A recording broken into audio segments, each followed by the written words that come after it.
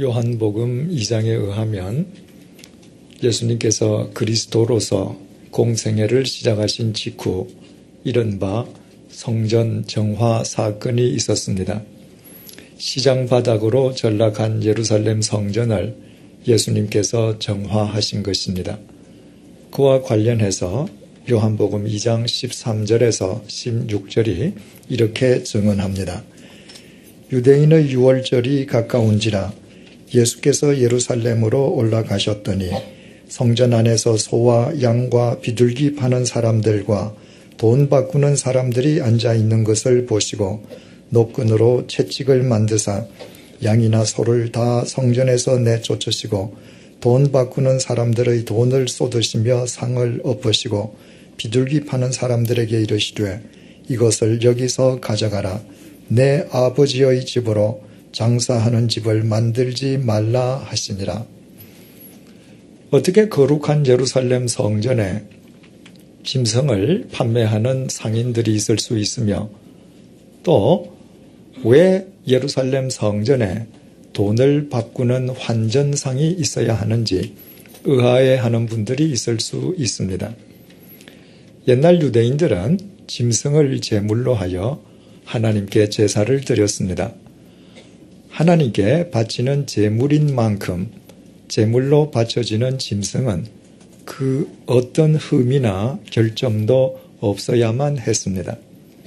하지만 하나님께 바치는 제물의 흠, 유무를 판정하는 사람은 제사를 드리는 당사자가 아니라 예루살렘 성전의 제사장들이었습니다.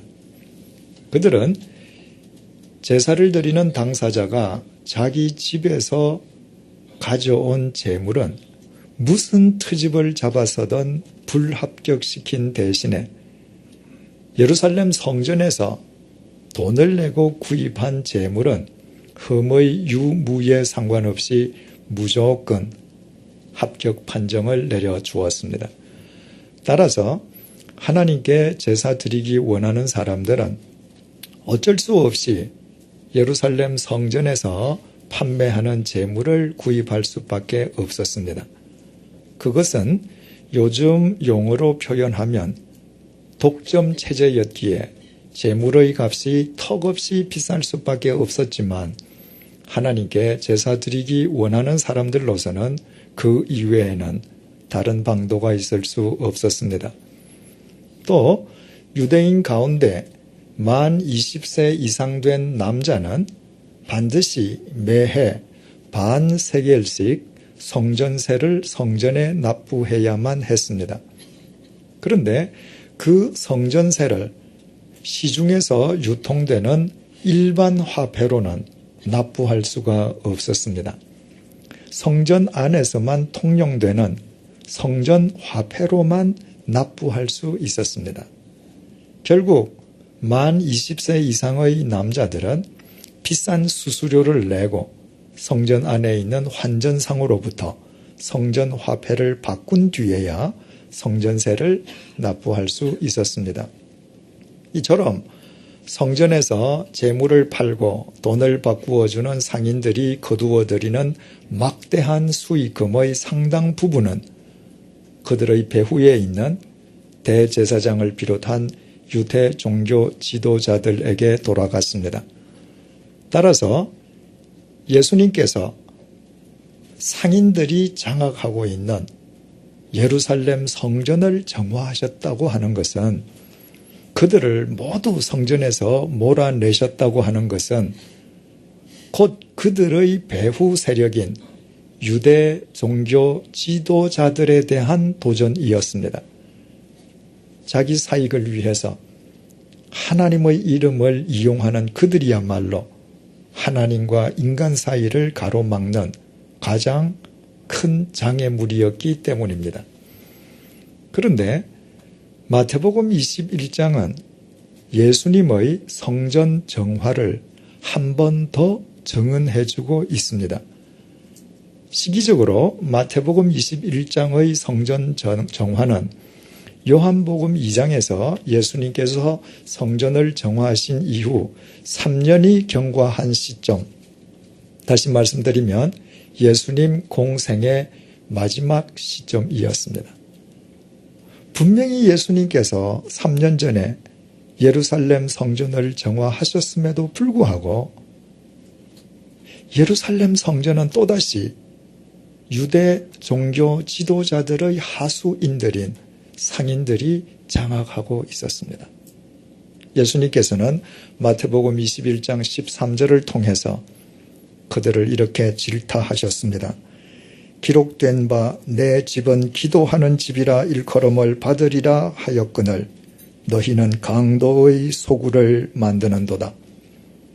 주님 보시기에 예루살렘 성전을 장악하고 있는 상인들과 그 배후 세력인 유대 종교 지도자들은 강도에 지나지 않았고 그들이 장악하고 있는 예루살렘 성전은 강도의 소굴에 불과할 뿐이었습니다. 주님께서 이번에도 역시 모든 짐승과 그 모든 상인들을 성전에서 몰아내셨으면 두말할 나위가 없습니다.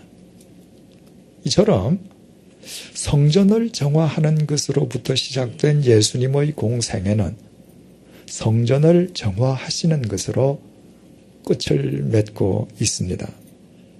예수님의 공생애 기간 중 성전 정화는 그만큼 중요한 일이었습니다. 우리는 이로부터 귀한 두 가지의 교훈을 얻게 됩니다. 첫째는 종교는 그만큼 부패하기 쉽고 인간의 믿음 또한 그만큼 타락하기 쉽다는 것입니다. 그러므로 두 번째는 우리가 진정한 그리스도인으로 이 땅을 살아가기 위해서는 성전된 우리 자신을 매일매일 정화하지 않으면 안 된다는 것입니다. 그런데 예수님의 두 번째 성전 정화와 관련해서 마태복음 21장 15절의 증언에 우리가 주의를 기울일 필요가 있습니다. 대제사장들과 서기관들이 예수께서 하시는 이상한 일과 또 성전에서 소리질러 호산나 다윗의 자손이여 하는 어린이들을 보고 노하여 마태복음 21장 15절은 먼저 예수님께서 예루살렘 성전을 정화하신 것을 이상한 일이라고 표현하고 있습니다. 우리말로 이상한으로 번역된 헬라어 형용사 다우마시오스는 놀랄만한, 경탄할만한, 굉장한의 의미로서 영어로는 wonderful입니다. 그렇지 않겠습니까? 거대한 종교 집단인 유대교 지도자들에 의해서 장악된 예루살렘을 예수님께서 혈혈단신으로 정화시켰다고 하는 것은 얼마나 놀랄 일이고 얼마나 경탄할 일이고 얼마나 굉장한 일이고 얼마나 원더풀한 일입니까? 그 예수님을 향해서 어린아이들마저도 호산나 다윗의 자손이여 하고 찬송한 것은 당연한 일 아니겠습니까? 그런데 마태복음 21장 15절은 또 예수님께서 성전을 정화하시는 그 경이로운 일을 본 대제사장을 비롯한 유대교 지도자들은 분노했음을 밝혀주고 있습니다. 왜 유대교 지도자들은 예수님의 그 경이로운 일을 보고서도 경의를 표하기는커녕 오히려 분노했겠습니까? 그들이 보기에는 예수님께서 지금 절대로 행해서는 안 될 짓을 행하고 있기 때문이었습니다. 예수님께서는 왜 예루살렘 성전을 장악하고 있는 유대교 지도자들의 하수인들인 상인들을 모두 성전에서 몰아내셨습니까? 예수님 보시기에는 그들이 예루살렘 성전 안에서 절대로 행해서는 안 될 짓을 행하고 있었기 때문입니다. 예수님과 그들의 관점은 이처럼 180도 달라서 정면으로 충돌할 수밖에 없었습니다. 그렇다면 과연 어느 쪽이 옳고 어느 쪽이 그른 것입니까? 우리는 2000년이 지난 오늘날 그 해답을 정확하게 알고 있습니다. 오른쪽은 거대한 종교 집단을 이루고 있던 유대교 지도자들이 아니라 혈혈단신으로 그들과 맞섰던 예수님이셨습니다. 예수님께서 상인들에 의해 장악되고 있던 예루살렘 성전을 정화하셨다는 것을 종교개혁주의를 맞는 오늘의 관점에서 본다면 그것은 예수님의 종교개혁이었습니다. 예수님의 공생애가 성전을 정화하는 것으로부터 시작되었다가 성전을 정화하시는 것으로 끝났다고 하는 것은 예수님의 생애가 종교개혁으로 시작되어서 종교개혁으로 끝났음을 의미하는 말이기도 합니다. 그렇다면 우리는 개혁의 의미를 아주 쉽게 정의할 수 있습니다. 개혁은 그릇된 것을 그릇된 것으로 알고 자기 삶을 던져 그릇된 것을 바로 세우는 것입니다. 바꾸어 말하면 그릇된 것을 보고서도 그릇된 것을 인식조차 하지 못하고 오히려 그릇된 것을 바로 잡는 사람을 향하여 분노를 바라는 사람이 있다면 그 사람이 곧 개혁의 대상이요 청산의 대상입니다. 그릇된 것을 바로잡는 사람에게 대하여 분노했다는 것 자체가 바로 그 그릇된 일에 자신의 이권이 개입되어 있음을 의미하기 때문입니다. 만약 당시 유대교 지도자들과 성전을 장악하고 있던 상인들이 이해관계로 서로 얽혀 있지 않았더라면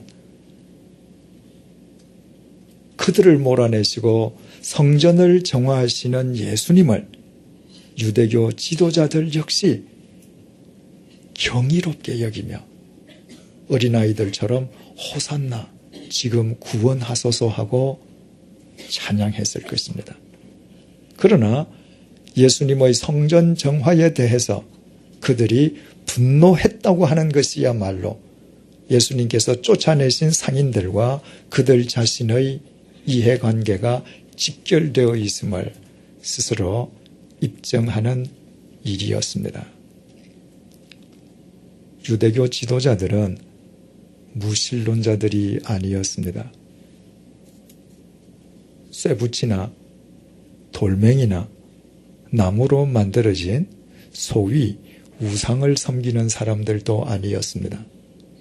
그들은 분명히 하나님을 믿는 사람들이었습니다. 누구보다도 열심을 다해서 하나님을 믿는 사람들이었습니다.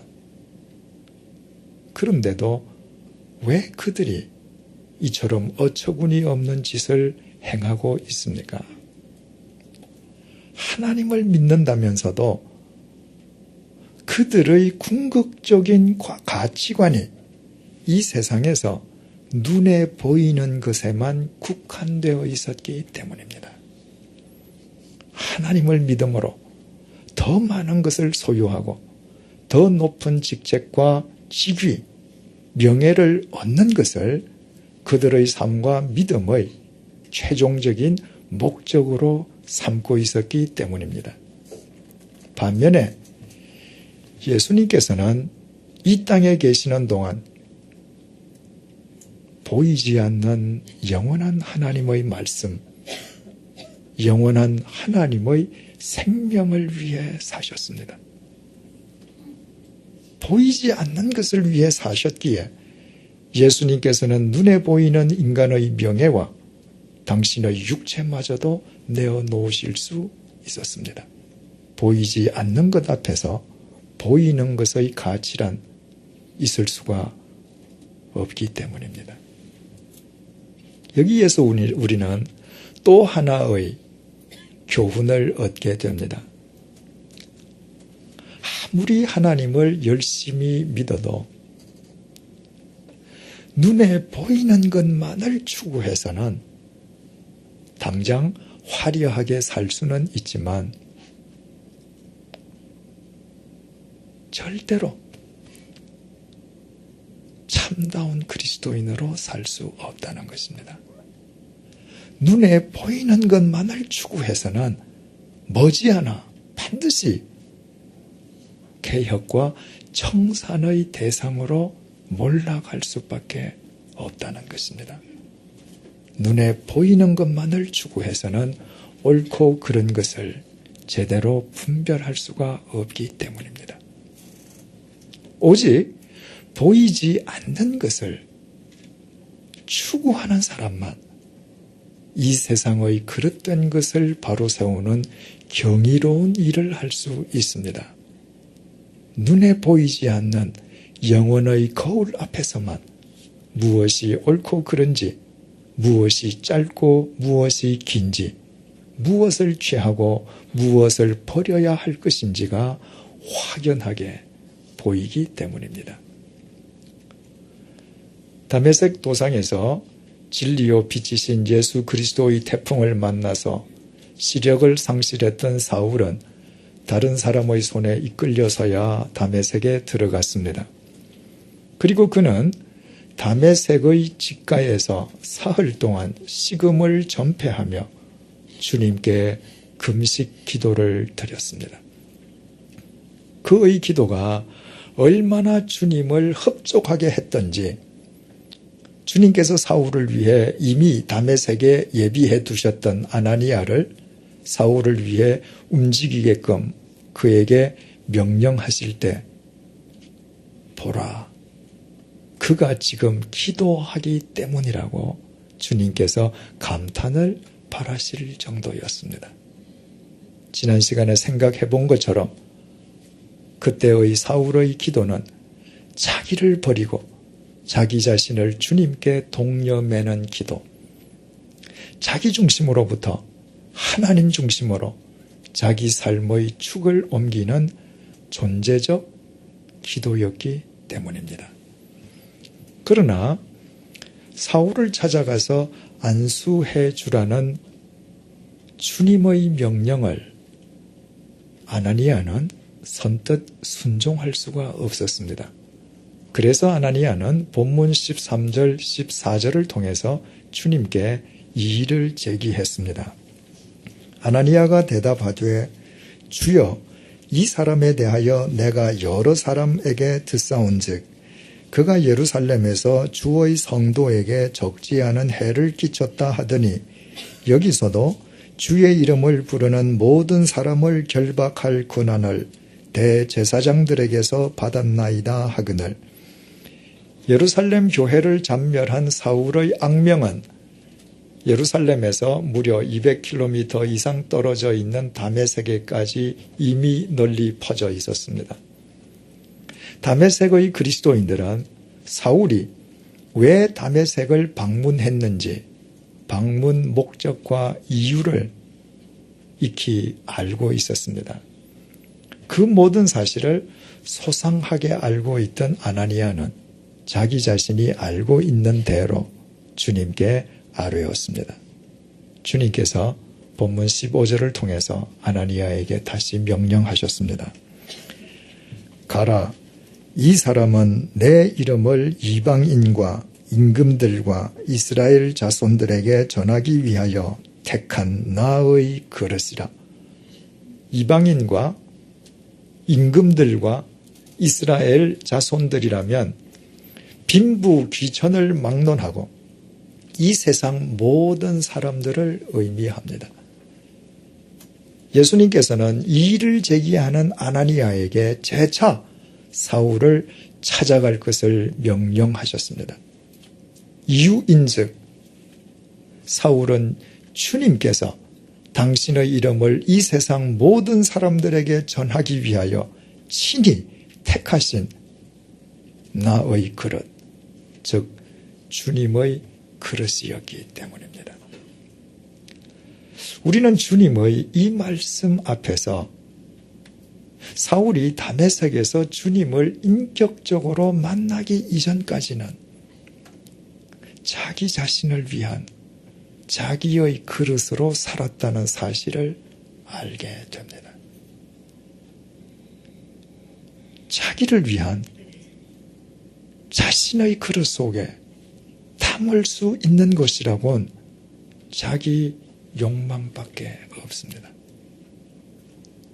자신이 속해 있는 유대교 내에서 대제사장을 비롯한 지도자들로부터 더 큰 신임을 얻어 자신의 입지를 더 공고히 하고 더 높은 지위와 직책과 명예를 얻고픈 자기 욕망이었습니다. 그와 같은 자기 욕망을 담고 있는 그릇에 불과했기에 사울은 오직 이 세상에 눈에 보이는 것만을 추구하는 삶을 살았습니다. 그래서 사울은 유대교 지도자들의 하수인들인 상인들에 의해서 예루살렘 성전이 장악되고 성전이 강도의 소굴로 전락한 것을 조금도 그릇되이 여기지 않았습니다. 오히려 유대교 지도자들과 한통속이 되어서 예루살렘 성전을 정화하셨던 예수 그리스도를 부정했을 뿐만 아니라 교회를 잔멸하는 어처구니 없는 짓을 서슴없이 행하였습니다. 만약에 사울이 그런 삶을 계속해서 살았더라면 머지않아 사울은 주님에 의해 개혁과 청산의 대상으로 전락하고 말았을 것입니다.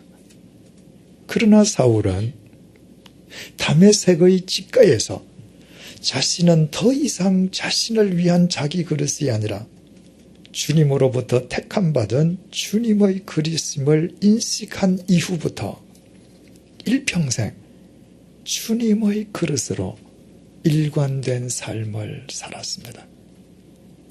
주님의 그릇이란 두말할 것도 없이 주님을 담는 그릇입니다.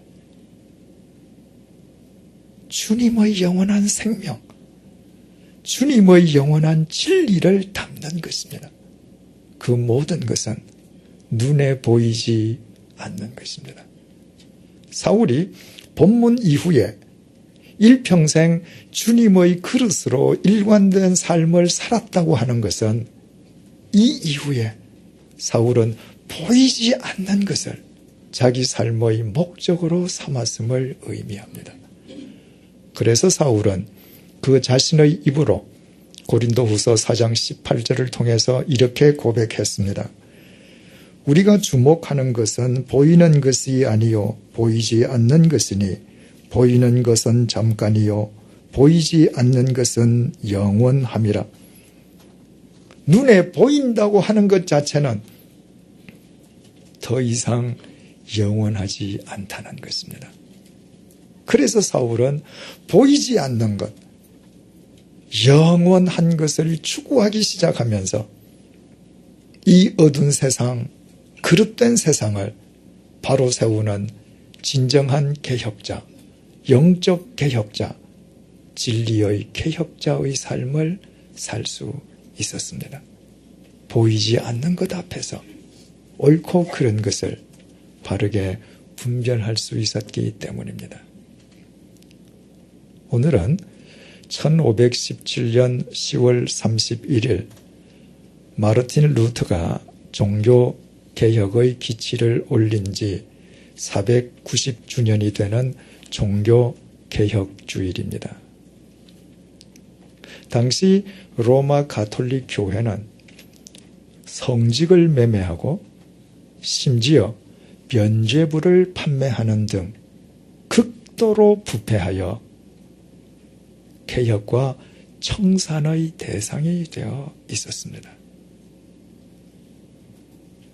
그것은 로마 가톨릭 교회 지도부를 비롯해서 모든 그리스도인들이 하나님을 믿는다면서도 이 세상의 눈에 보이는 것만을 추구했기 때문이었습니다. 눈에 보이는 것만을 추구할 때 그들은 목전의 이득만을 위해서 무엇이 옳은지 무엇이 그른지 전혀 구별조차 할 수 없는 어처구니 없는 삶을 살았습니다. 그 반면에 마르틴 루터가 거대한 이해 집단으로 추악한 그 거대한 로마 가톨릭의 혈혈단신 홀로 맞설 수 있었던 것은 그는 보이지 않는 것, 영원한 것을 추구하는 사람이었기 때문입니다. 이것은 언제 어디서나 누구에게나 마찬가지입니다. 2주 전에 MBC TV PD 수첩이 위기의 조계종 그 청정의 길은 이란 제목으로 현재 조계종 지도부 현 상황을 내용으로 하는 프로그램을 방영했습니다. 오늘날 불교계 안팎의 비판을 받고 있는 현재 조계종 지도부는 1994년도 개혁 불사를 이끌었던 사람들이 대부분이라고 합니다. 1994년도에 젊은 승려들이 당시 총무원장의 삼선 연임 반대와 종단의 개혁을 요구하면서 권리했습니다. 종단으로부터 정치 승려들을 몰아내고 청정 종단을 회복하기 위한 취지에서였습니다. 그 권리는 관료화된, 권력화된 종단의 배습을 막고 개혁 종단을 이끌어내는 성공을 거두게 됩니다. 그리고 그 권기를 이끌었던 젊은 지도자 승려들 가운데의 상당수가 종단의 지도부에 합류하게 되었습니다. 그런데 불과 13년이 지난 오늘날 조계종 지도부는 그 이전보다 더 심각한 비판에 직면해 있습니다. 13년 전에 개혁의 주체였던 젊은 승려들이 13년이 지난 오늘날 개혁과 청산의 대상으로 전락해 있는 것입니다. 1994년도에 개혁 불사를 일으킨 젊은 지도자 중의 한 명이었으면서도 개혁 불사를 성공적으로 이끈 뒤에 조계종 지도부에 합류하지 않고 표표히 산속으로 되돌아갔던 도법 선임은 오늘날 조계종 지도부 사태에 대해서 자신의 의견을 이렇게 피력했습니다. 개혁은 이해관계를 뛰어넘는 것이고 그것은 개혁의 철학과 안목의 힘에 의해서만 가능하다. 그런데 개혁의 주체였던 사람들의 개혁 철학과 안목의 빈곤으로 그들이 종단 지도부에 합류하면서 이해관계에 휘말리고 말았다. 얼마나 적절한 지적인지 모르겠습니다. 성리어에게 필요한 개혁의 철학과 안목이 무엇이겠습니까? 부처님께서 가르쳐 주신 불법의 보이지 않는 정신과 가치입니다. 그 보이지 않는 것을 승려가 상실하면 어제 개혁의 주체였던 사람도 오늘 개혁의 대상으로 얼마든지 전락할 수 있습니다. 보이지 않는 것을 상실한 승려는 이해관계에 휘말려들 수밖에 없기 때문입니다. 보이지 않는 것을 추구하려 하지 않았던 유대 종교 지도자들에 의해서 예루살렘 성전은 강도의 소굴로 전락되었습니다.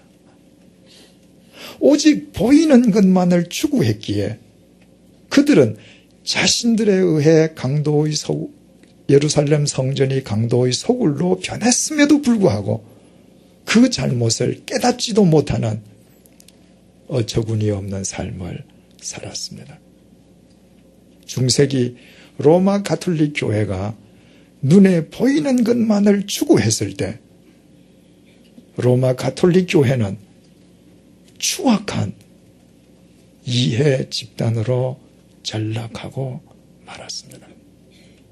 사울은 보이지 않는 것, 영원한 것을 추구하기 시작하면서 자신의 욕망을 담는 자기를 위한 허망한 그릇의 삶으로부터 비로소 탈피할 수 있었습니다.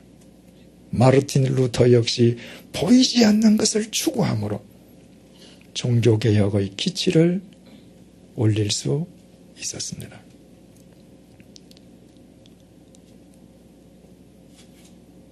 곡식을 가는 맷돌은 둥글고 크고 넓은 두 개의 돌로 이루어져 있습니다. 고정되어 있는 아래짝 돌의 이름을 숫맷돌이라 부르고 숫맷돌과 숫쇠로 연결되어 있는 위짝 돌의 이름은 앞맷돌입니다. 그 앞맷돌의 아가리에 곡식을 넣어서 위짝 앞맷돌을 돌리면 곡식이 가루로 갈아지게 됩니다. 그런데 바로 그 위짝 앞맷돌을 돌리는 손잡이의 이름이 어처구니입니다. 어처구니는 굉장히 큰 사람이나 물건을 일컫기도 하고 옛날 우리나라 한옥, 지붕, 용마루 끝에 올려두던 십장생 동물 형상을 일컫기도 하고 맷돌의 손잡이 이름이기도 합니다. 어처구니 없다는 말은 본래 맷돌에서부터 유래된 것으로 알려지고 있습니다. 어처구니 없이 맷돌을 돌리려 한다면 그야말로 어처구니 없는 일입니다. 어처구니 없이는 절대로 맷돌을 돌릴 수 없고 돌아가지 않는 맷돌은 아무리 크고 웅장해도 더 이상 맷돌일 수 없습니다. 주님을 믿는 그리스도인에게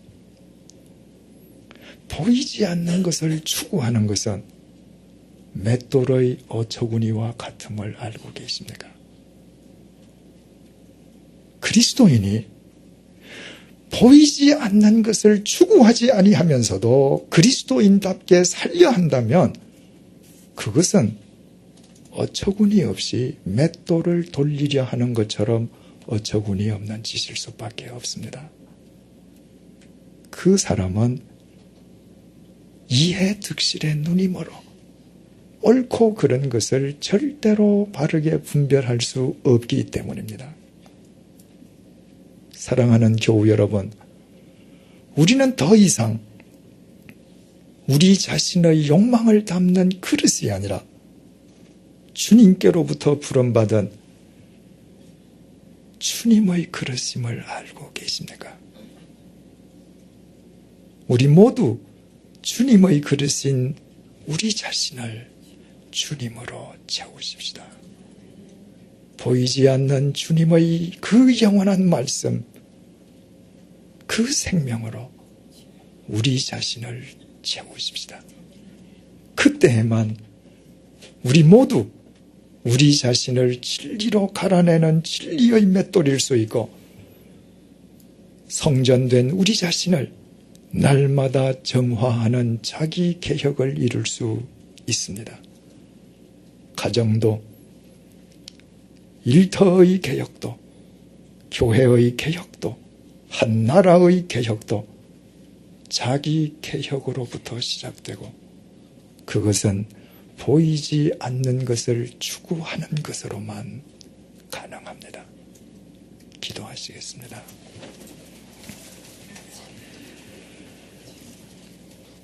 하나님을 믿는다면서도 보이지 않는 것을 결여했기에 우리는 그릇된 것을 그릇된 것으로 인식조차 하지 못했습니다.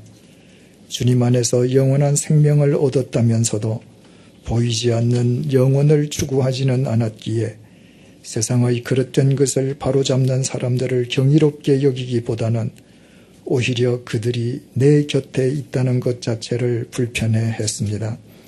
세상이 썩었다고 개혁을 외치면서도 보이지 않는 본질은 상실했기에 우리는 늘 목전의 이해관계에 휘둘리며 진리와 무관한 삶을 살았습니다.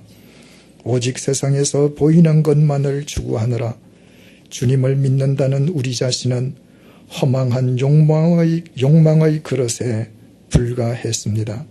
그럼에도 종교개혁주의를 맞는 오늘 주님께서 우리를 다시 불러주시고 어처구니 없이 맷돌을 돌리려는 것처럼 보이지 않는 것을 상실하고서도 그리스도인으로 살아가겠다는 어처구니 없는 우리 자신의 실상을 꿰뚫어보게 해주셔서 감사합니다. 우리 자신은 우리 자신을 위한 그릇이 아니라 주님으로부터 부름받은 주님의 그릇임을 잊지 않도록 도와주옵소서. 주님의 그릇인 우리 속에 주님을 온전히 담게 하여 주옵소서. 보이지 않는 주님의 영원한 생명과 영원한 진리로 우리를 충만하게 채우게 도와주옵소서. 보이지 않는 것이 우리 삶의 궁극적 목적이요 절대 가치가 되게 하여 주옵소서.